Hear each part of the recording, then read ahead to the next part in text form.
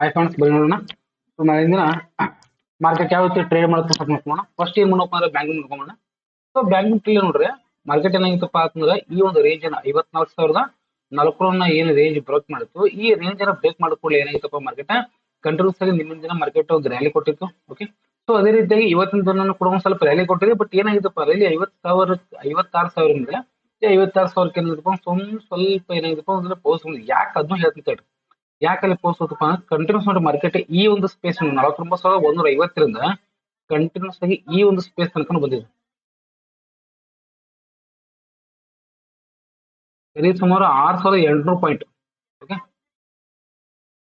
6,800 point ಮೇಲ್ಗಡೆ ಬಂದಿರೋದ್ರಿಂದ market ಏನಾಗಿದೆಪ್ಪ ಇವಾಗ ಸ್ವಲ್ಪ ಏನಂದ್ರೆ ಪ್ರಾಫಿಟ್ ಬುಕ್ ಮಾಡೋದಕ್ಕೆ ಚಾನ್ಸಸ್ ಇದೆ. ಬಟ್ ಪ್ರಾಫಿಟ್ ಬುಕ್ ಮಾಡೋದಕ್ಕಂತ ಚಾನ್ಸಸ್ ಇದ್ರೂ ಕೂಡ ಮಾರ್ಕೆಟ್ ಎಲ್ಲಿವರೆಗೂ ಬ್ರೇಕ್ ಆಗಿಲ್ಲಪ್ಪ ಈ ಒಂದೇನು ಏರಿಯಾ ಇದೆಯಲ್ಲ ಈ ಏರಿಯಾ ಈ ಏರಿಯಾವರೆಗೂ ಕೂಡ ಏನಾಗಿಲ್ಲಪ್ಪ ಮಾರ್ಕೆಟ್ ಬ್ರೇಕ್ ಆಗಿದೆ. ಒಂದ್ ವೇಳೆ ಏನಾದ್ರು ಮತ್ತೆ ಈ ರಿಟರ್ನ್ ಈ ಏರಿಯಾ ಏನಾದ್ರು ಬ್ರೇಕ್ ಮಾಡ್ಕೊಂಡು ಮತ್ತೆ ತೆಗಡೆ ಕನ್ಸಲ್ಟೇಷನ್ ಆಗಕ್ಕೆ ಚಾಲು ಆಯ್ತಪ್ಪ ಅಂದ್ರೆ ಮತ್ತೆ ಈ ಏರಿಯಾದ ಒಳಗೆ ಏನಾದ್ರು ಸಿಕ್ಕೋತಪ್ಪ ಮತ್ತೆ ಮಾರ್ಕೆಟ್ 54,000 ವರೆಗಿನ ಒಳಗೆ ಮಾರ್ಕೆಟ್ ಬತ್ತಪ್ಪ ಅಂದ್ರೆ ಮತ್ತೆ ಮಾರ್ಕೆಟ್ ಹೆವಿ ಫಾಲ್ ಆಗ್ತದೆ ಸಾಧ್ಯತೆ. ಬಟ್ ಇದು ಇಲ್ಲಿ ಬರಂಗಿಲ್ಲ ಅನ್ಸುತ್ತೆ. ಯಾಕಪ್ಪ ಅಂದ್ರೆ ಇಲ್ಲಿ ಆಲ್ ಟೈಮ್ ಹೈನ ಬ್ರೇಕ್ ಮಾಡಿರೋ ಮಾರ್ಕೆಟ್ ಇಲ್ಲಿ ಏನ್ ಮಾಡ್ಬೋದಪ್ಪ ಅಂದ್ರೆ ಒಂದ್ ಸ್ವಲ್ಪ ಈ ಒಂದ್ ಏನ್ ರೇಂಜ್ ಇದೆಯಲ್ಲ ಈ ಒಂದು ರೇಂಜ್. ಓಕೆ, ಇಲ್ಲಿ ನಂಗೆ ತೋರಿಸ್ತೀನಿ ನಿಮ್ಗೆ. ಓಕೆ, ಈ ಒಂದು ರೇಂಜ್ ಆಮೇಲೆ ಈ ಒಂದು ರೇಂಜ್ ಸರಿ ಸುಮಾರು ಏನೋ ಒಂದು 1,100 ಪಾಯಿಂಟ್ ಏನಿಲ್ಲ ಈ 1,100 ಪಾಯಿಂಟ್ ಅಲ್ಲಿ ಮಾರ್ಕೆಟ್ ಏನ್ ಮಾಡ್ಬೋದಪ್ಪ ಅಂತಂದ್ರೆ ಈ ಇಲ್ಲಿ ಸ್ವಲ್ಪ ಕನ್ಸಲ್ಟೇಷನ್ ಆಗಿ ಸ್ವಲ್ಪ ಮೇಲ್ಗಡೆ ಹೋಗ್ಬೋದು, ಅಥವಾ ಇಲ್ಲಿ ಸ್ವಲ್ಪ ಕನ್ಸಲ್ಟೇಷನ್ ಆಗಿ ಸ್ವಲ್ಪ ಕೆಳಗಡೆ ಮುಂದೆ ಮತ್ತೆ ಈ ರೀತಿ ಕನ್ಸಲ್ಟೇಷನ್ ಹಾಕೊಂಡ ಮಾರ್ಕೆಟ್ ಇದೇ ಒಂದು ರೇಂಜ್ ಅಲ್ಲಿ ಮಾರ್ಕೆಟ್ ಟ್ರೇಡ್ ಮಾಡೋದಕ್ಕೆ ಸಾಧ್ಯತೆ ಇದೆ. ಬಟ್ ಈ ಎರಡೂ ರೇಂಜ್ ದಲ್ಲಿ ಮೇನ್ ಇಂಪಾರ್ಟೆಂಟ್ ಅಪ್ಪ ಒಂದು ಫ್ಲಿಪ್ ಝೋನ್ ಇದೆ. ಈ ಒಂದೇನಿದೆ ಈ ಝೋನ್ ಫ್ಲಿಪ್ ಝೋನ್. ಓಕೆ, ಈ ಫ್ಲಿಪ್ ಝೋನ್ ದಲ್ಲಿ ಮಾರ್ಕೆಟ್ ಏನಾಗ್ತದಪ್ಪ ಅಂತಂದ್ರೆ ಫ್ಲಿಪ್ ಝೋನ್ ಕೆಳಗಡೆ ಬತ್ತಪ್ಪ ಅಂದ್ರೆ ಈ ಒಂದು ಝೋನ್ ದಲ್ಲಿ ಮಾರ್ಕೆಟ್ ಟ್ರೇಡ್ ಮಾಡಕ್ಕೆ ಸ್ಟಾರ್ಟ್ ಮಾಡುತ್ತೆ. ಓಕೆ, ಈ ಫ್ಲಿಪ್ ಝೋನ್ ಮೇಲ್ಗಡೆ ಬತ್ತಪ್ಪ ಅಂದ್ರೆ ಈ ಝೋನ್ ದಲ್ಲಿ ಮಾರ್ಕೆಟ್ ಟ್ರೇಡ್ ಮಾಡಕ್ಕೆ ಸ್ಟಾರ್ಟ್ ಮಾಡುತ್ತೆ. ಇದು ಒಂದು ಯಾವಪ್ಪ ಅಂದ್ರೆ ಈ ಎರಡು 1,100 ಪಾಯಿಂಟ್ ಕೆಳಗಡೆ ಒಳಗಡೆ ಮಾರ್ಕೆಟ್ ಬಂತಪ್ಪ ಅಂತಂದ್ರೆ ಓಕೆ, ಒಂದ್ ವೇಳೆ ಏನಾದ್ರು ಮಾರ್ಕೆಟ್ ಇದೇ ಒಂದು ಹಾಯನ್ನು ಬ್ರೇಕ್ ಮಾಡ್ತಪ್ಪ ಅಂದ್ರೆ ಓಕೆ ಈ ಹಾಯನ್ನು ಬ್ರೇಕ್ ಮಾಡ್ತಂದ್ರೆ ಮಾರ್ಕೆಟ್ ಎಲ್ಲಿವರೆಗೂ ಹೋಗ್ಬೋದಪ್ಪ ಅಂದ್ರೆ 56,000 ಬ್ರೇಕ್ ಮಾಡ್ಕೊಂಡು 56,500 ಮತ್ತು 57,000. ಓಕೆ, ಈ ಎರಡು ಪಾಯಿಂಟ್ ಗಳನ್ನ ಮಾರ್ಕೆಟ್ ಬ್ರೇಕ್ ಮಾಡೋದನ್ನ ಸಾಧ್ಯತೆಗಳು ಇಲ್ಲಿ ಜಾಸ್ತಿ ಇದಾವೆ. ಓಕೆ, ಸೊ ಹೀಗೆ ಏನ್ ಮಾಡ್ರಪ್ಪ ನೋಡ್ರಿ ಮಾರ್ಕೆಟ್ ಗ್ಯಾಪ್ ಇದು ಹಾಯನ್ನು ಬ್ರೇಕ್ ಮಾಡ್ತು.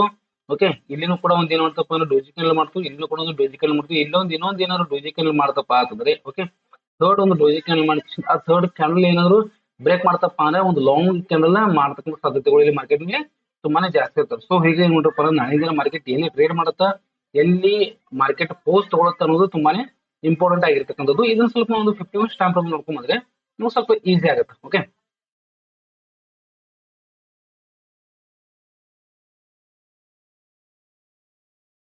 ಓಕೆ, ಈ ಮಾರ್ಕೆಟ್ ಅಲ್ಲಿ ಸ್ವಲ್ಪ ನಾವು ಬೋಸ್ಕೊಂಡ್ರೆ ಮಾರ್ಕೆಟ್ ಅಲ್ಲಿ ಏನಾಗುತ್ತಪ್ಪ ಅಂದ್ರೆ ಈ ಒಂದು ಏರಿಯಾ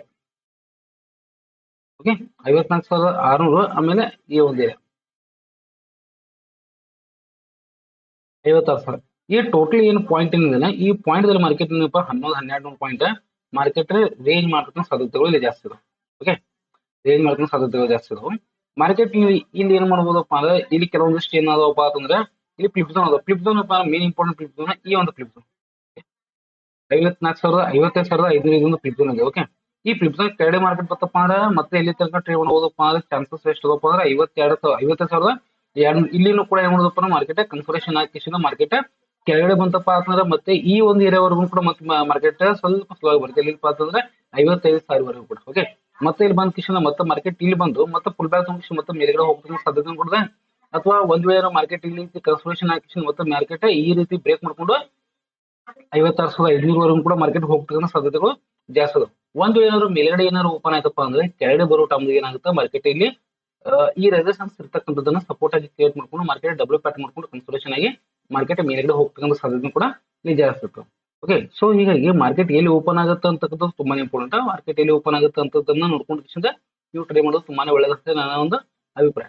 ಸೊ ಅದೇ ರೀತಿಯಾಗಿ ನಿಫ್ಟಿ 50 ನೋಡ್ಕೊಂಡ್ರೆ ಓಕೆ, ಸೊ ನಿಫ್ಟಿ 50 ಒಳಗೆ ಏನಾಗಿತ್ತಪ್ಪ ಅಂದ್ರೆ ಏನ್ ಹೇಳಿದಪ್ಪ ನಿನ್ನಿನ ದಿನ ಈ ಒಂದು ಏರಿಯಾ ಬ್ರೇಕ್ ಮಾಡ್ಬೇಕು ಅಂತ ಹೇಳಿದೆ. ಓಕೆ, 24,200 ಈ 24,200 ತುಂಬಾನೇ ಇಂಪಾರ್ಟೆಂಟ್ ಆಗಿರ್ತಕ್ಕಂಥ ತುಂಬಾನೇ ಸರಿ ಇಲ್ಲ ಏನಪ್ಪ ಫ್ಲಿಪ್ ಝೋನ್ ಆಗಿ ವರ್ಕ್ ಮಾಡಿದೆ. ಹೌದಾ, ಯಾಕಪ್ಪ ಸತ್ಯನ ಇದಪ್ಪ ಅಂದ್ರೆ ಎಸ್ ಆರ್ ಇದ್ದು ಆರ್ ಸಪೋರ್ಟ್ ಇದ್ದು ರೆಸಿಸ್ಟೆನ್ಸ್ ಆಗಿದೆ, ಎಷ್ಟೋ ಸಾರಿ ರೆಸಿಸ್ಟೆನ್ಸ್ ಇದು ಸಪೋರ್ಟ್ ಇದೆ. ಸೊ ಹೀಗಾಗಿ 54,200 ಏನಪ್ಪ ಅಂದ್ರೆ ತುಂಬಾನೇ ಇಂಪಾರ್ಟೆಂಟ್ ಆಗಿರ್ತಕ್ಕಂಥದ್ದು ಒಂದು ಫ್ಲಿಪ್ ಝೋನ್ ಇರೋದ್ರಿಂದ ಮಾರ್ಕೆಟ್ ಏನಾಗುತ್ತಪ್ಪ ಅಂದ್ರೆ ಈ ಒಂದು ಏರಿಯಾನ ಬ್ರೇಕ್ ಮಾಡೋಕೆ ಸ್ವಲ್ಪ ಟೈಮ್ ತಗೋತು. ಒಂದ್ ವೇಳೆ ಏನಾದ್ರು ಈ ಏರಿಯಾ ಬ್ರೇಕ್ ಮಾಡ್ತಪ್ಪ ಅಂತಂದ್ರೆ ಓಕೆ ಮಾರ್ಕೆಟ್ ಮತ್ತೆ ಎಲ್ಲಿವರೆಗೂ ಹೋಗ್ಬೋದಪ್ಪ ಒಂದು ಹೊಸ ರೇಂಜ್ 24,400 ಅದಾದ ಕೂಡ 24,600 ಈ ಎರಡು ರೇಂಜ್ ಗಳನ್ನು ನಾಳಿನ ಏನ್ ಮಾಡೋದಪ್ಪ ನಾವು ಕ್ರಾಸ್ ಮಾಡ್ತಕ್ಕಂಥ ಸಾಧ್ಯತೆಗಳು ಇಲ್ಲಿ ಜಾಸ್ತಿ ಅದು. ಯಾಕಪ್ಪ ಅಂದ್ರೆ ಮಾರ್ಕೆಟ್ ನೋಡ್ರಿ ಈ ರೇಂಜ್ ಏನ್ ಮಾಡ್ಬೋದಪ್ಪ ಅಂದ್ರೆ ಈ ಏನ್ ರೇಂಜ್ ಬ್ರೇಕ್ ಮಾಡಿದಿಲ್ಲ.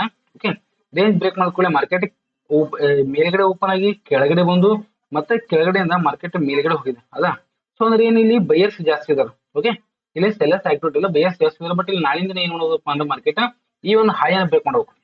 ಓಕೆ, ಈ ಹೈ ಅನ್ನ ಬ್ರೇಕ್ ಮಾಡ್ಕೊಂಡು ಸ್ವಲ್ಪ ಕನ್ಸಲ್ಟೇಷನ್ ಆಗಿ ಸ್ವಲ್ಪ ಮೇಲ್ಗಡೆ ಟ್ರೈ ಮಾಡಕ್ ಸ್ಟಾರ್ಟ್ ಮಾಡ್ತಪ್ಪ ಅಂದ್ರೆ ಫಸ್ಟ್ ಈಗ ನಮ್ಗೆ ರೆಸಿಸ್ಟೆನ್ಸ್ ಇರ್ತಕ್ಕಂಥದ್ದು ಈ ಒಂದು ಏರಿಯಾ.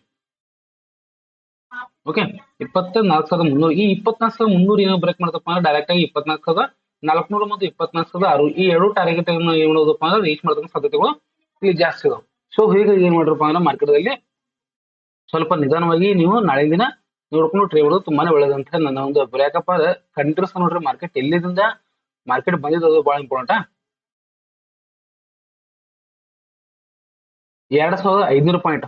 ಓಕೆ, ಟೋಟಲ್ ಆಗಿ ಮಾರ್ಕೆಟ್ ಎಷ್ಟು ಬಂದಿಪ್ಪ ಅಂದ್ರೆ 2,500 ಪಾಯಿಂಟ್ ಬಂದಿರೋದ್ರಿಂದ ಮಾರ್ಕೆಟ್ ದಲ್ಲಿ ಏನಾಗ್ತದಪ್ಪ ಅಂದ್ರೆ ತುಂಬಾ ಹೆವಿ ರ್ಯಾಲಿ ಆಗೋದಾಗ ಏನಾಗ್ತದೆ ಸ್ವಲ್ಪ ಪೌಸ್ ಕಾಂಪಿಟೇಷನ್ ಮಾರ್ಕೆಟ್ ಏನಾಗ್ತದೆ ಅವಾಗ ಈ ಒಂದು ಪೌಸ್ ಅನ್ನ ಬ್ರೇಕ್ ಮಾಡತಕ್ಕಂಥ ಸಾಧ್ಯತೆ ಕೂಡ ಇಲ್ಲಿ ಜಾಸ್ತಿ ಇರ್ತಾವ. ಸೊ ಹೀಗಾಗಿ ಏನ್ ಮಾಡ್ರಪ್ಪ ಅಂದ್ರೆ ಮಾರ್ಕೆಟ್ ಅಲ್ಲಿ ಸ್ವಲ್ಪ ನಿಧಾನವಾಗಿ ನಾಳೆ ದಿನ ನೋಡ್ಕೊಂಡು ಟ್ರೇಡ್ ಮಾಡೋದು ತುಂಬಾನೇ ಒಳ್ಳೇದು ಅಂತ ಹೇಳಿ ಒಂದು ನನ್ನ ಅಭಿಪ್ರಾಯ. ಸೊ ಅದೇ ರೀತಿ ಸ್ವಲ್ಪ 50 ಮಿನಿಟ್ಸ್ ಟೈಮ್ ನೋಡ್ಕೊಂಡ್ ಬಂದ್ರಿ ಏನಾಗಿದೆ ಅಂತ ಸ್ವಲ್ಪ ನೋಡ್ಕೊಂಡ್ರೆ ನಾವು ನೋಡಿ.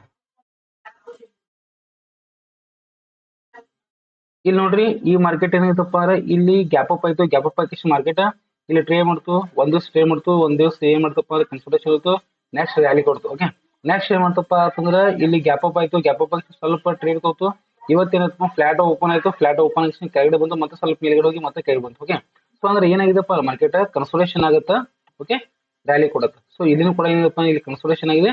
ಕನ್ಸಲ್ಟೇಷನ್ ಆಗಿ ಈ ಒಂದು ಏನು ಕನ್ಸಲ್ಟೇಷನ್ ಏರಿಯಾ ಏನಿದೆ ಈ ಕನ್ಸಲ್ಟೇಷನ್ ಏರಿಯಾ ಏನಾದ್ರು ಬ್ರೇಕ್ ಮಾಡ್ತಪ್ಪ ಅಂದ್ರೆ ಮತ್ತೆ ಒಂದು ನೀಟ್ ಆಗಿರ್ತಕ್ಕಂಥ ಒಂದು ರ್ಯಾಲಿಯನ್ನು ನಾವು ಏನ್ ನೋಡೋದಪ್ಪ ಅಂದ್ರೆ ಇಲ್ಲಿ ಬ್ಯಾಂಕ್ ನಿಫ್ಟಿ ಒಳಗ ನೋಡ್ತಕ್ಕಂಥ ಸಾಧ್ಯತೆಗಳು ಇಲ್ಲಿ ಜಾಸ್ತಿ ಇದಾವೆ.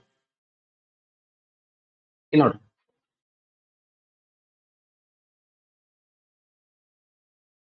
23,900 ಆಮೇಲೆ ಇದೊಂದು 23,280 ಈ ಎರಡು ಏರಿಯಾ ಏನಪ್ಪಾ ಅಂದ್ರೆ ತುಂಬಾನೇ ಇಂಪಾರ್ಟೆಂಟ್ ಆಗಿರ್ತಕ್ಕಂಥ. ಇಲ್ಲಿ ಏನಾದ್ರು ಮಾರ್ಕೆಟ್ ಕನ್ಸೋಲೇಷನ್ ಆಗಿ ಈ ಏರಿಯಾ ಬ್ರೇಕ್ ಮಾಡ್ತಪ್ಪ ಅಂದ್ರೆ ಮೇಲ್ಗಡೆ ಹೋಯ್ತಪ್ಪ ಅಂದ್ರೆ 24,400 ಮತ್ತು 24,500 ಈ ಎರಡು ಏರಿಯಾಗಳನ್ನ ಮಾರ್ಕೆಟ್ ರೀಚ್ ಮಾಡ್ತಕ್ಕಂಥ ಸಾಧ್ಯತೆಗಳು ಇಲ್ಲಿ ಜಾಸ್ತಿ ಇದಾವೆ. ಓಕೆ, ಇನ್ನು ಕೆಳಗಿನ ಸೈಡ್ ಏನಪ್ಪಾ ಅಂತಂದ್ರೆ 24,100.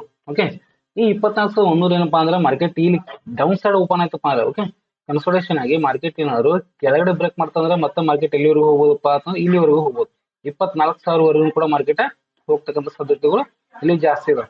ಓಕೆ, ಸೊ ಹೀಗಾಗಿ ಏನ್ ಮಾಡ್ಬೋದಪ್ಪ ಅಂದ್ರೆ ಮಾರ್ಕೆಟ್ ಈ ಎರಡು ರೇಂಜ್ ದಲ್ಲಿ ಓಕೆ ಮೇನ್ ಇಂಪಾರ್ಟೆಂಟ್ ಅಪ್ಪ ಅಂದ್ರೆ ಯಾವುದು 23,900 ಮತ್ತೆ 23,280 ಈ ಎರಡು ರೇಂಜ್ ದಲ್ಲಿ ಮಾರ್ಕೆಟ್ ಏನಾದ್ರು ಓಪನ್ ಆಯ್ತಪ್ಪ ಅಂದ್ರೆ ಇಲ್ಲೇ ಕನ್ಸಲ್ಟೇಷನ್ ಆಗ್ತಕ್ಕಂಥ ಸಾಧ್ಯತೆಗಳು ಜಾಸ್ತಿ ಇದಾವೆ.